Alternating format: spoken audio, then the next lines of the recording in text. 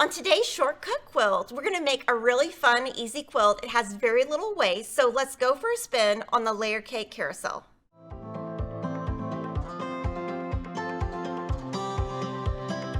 You're going to love the cool way this Layer Cake quilt comes together. Don't forget to subscribe for all our fast, easy, fun quilts we post, and give us a thumbs up. Now for this quilt, you need 1 layer cake, 1 yard for your border. You'll need a binding and a backing. And what we're sewing with today is the Cottage Charm collection by My So Quilty Life for Moda Fabrics. This is Heather Briggs, and we're using her fabric for the entire quilt, so let's get started. So this pattern is so super easy, so you don't want to overthink it. Now we starched our layer cakes and trimmed them down, and I kind of wanted to show you, when you take a layer cake and you starch it, you're going to lose 1/2 inch on one side, and one side is not going to shrink. So we have just taken a 9.5 inch square ruler and just trimmed it down, and we're able to do that just barely. So if you don't want to trim down, you don't have to, but it worked out perfectly for us.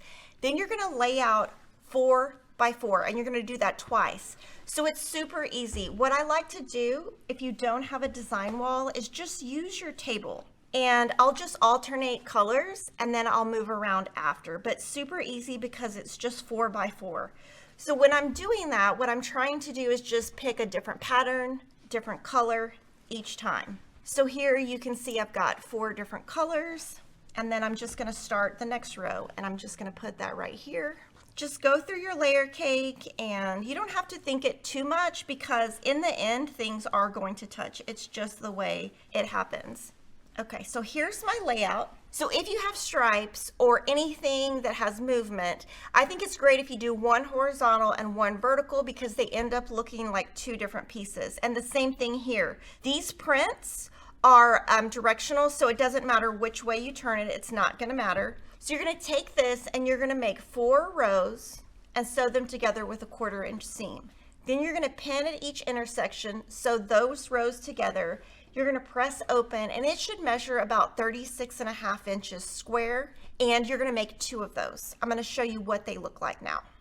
So this is my first square that I've sewn together, and then I have a second one. And like I said, on the back, we pressed open. It just makes it go together easier. If you want to press to one side, you can. You just might get some bulk here. So what you're going to do here is you're going to put these right sides together. It's easy as if you do it like this, just like hanging instead of on the table. So then from here, we're going to pin.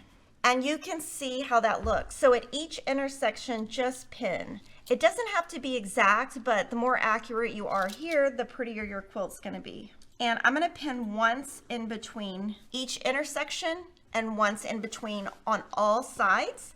Okay, so once you go around all 4 sides, I'm just going to go in here and just put like maybe 4 pins in the center of these just so it doesn't move around too much. But before you sew anything, make sure these are right sides together so you don't have to undo anything. So once you have everything pinned, you're going to sew all the way around on all 4 sides. Now, if you're familiar with a 1/4 inch seam, you can just rotate right here at each corner. If you're not familiar, you can use just a ruler. So I've made a line using my ruler. So if you're not familiar with a 1/4 inch seam, you would just sew directly to there, leave your needle down, and then just rotate. I'm using Aurifil Cream, which is color 2000, because I just want it to blend in, and I'm using a 1.5 stitch length. You could go all the way up to a 2.0 if you want to. So I sewed right to that mark. I have my needle down, and I'm going to rotate everything and just keep going. This is where we started, so I'm just going to stitch right on top of that, maybe an inch past, and just cover the previous stitches so that I don't have to backstitch. And from here, I'm going to remove any other pins that I have that were in the center. So now we have completed step 2 on page 4, and then what we want to do is we want to cut this carousel unit on the diagonal twice. But before I cut, I'm actually going to draw the line with a friction pin just so I don't make a mistake. So you can just line up where this center is, and then you can see the center here. So you'll just draw this line, pull your ruler down, and you're just making sure you cut from point to point. So again, when I'm marking from square to square, the very center. So from here, we're just gonna cut one big line here, come back and cut one big line here. This is the hardest part of the quilt, and it's not even hard. Just take your time and go slow. And don't do what I just did, which is cut off the table, off the mat. I just cut off the mat. And so just remember, you're cutting directly on that line. And now you're gonna have two big pieces. You're gonna move one out of the way, rotate the other one, and then we're gonna cut this one.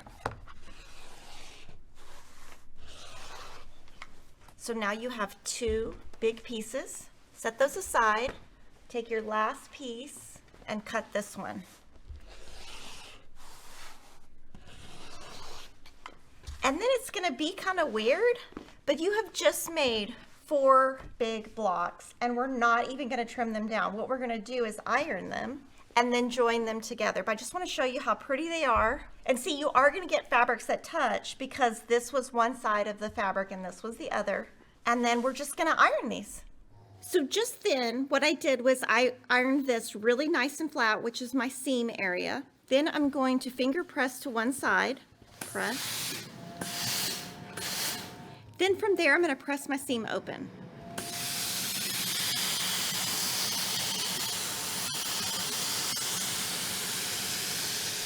So you'll see on 2 of the corners, you have these little dog ears. I'm just going to take those off.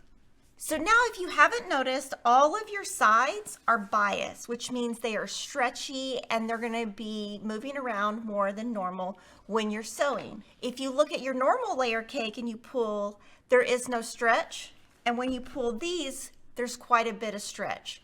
So once you have your quilt top assembled, you're gonna add a cream for your border, a blue for your binding, and a low volume for your backing. And those are all from the Cottage Charm collection by Heather Briggs and Moda Fabrics.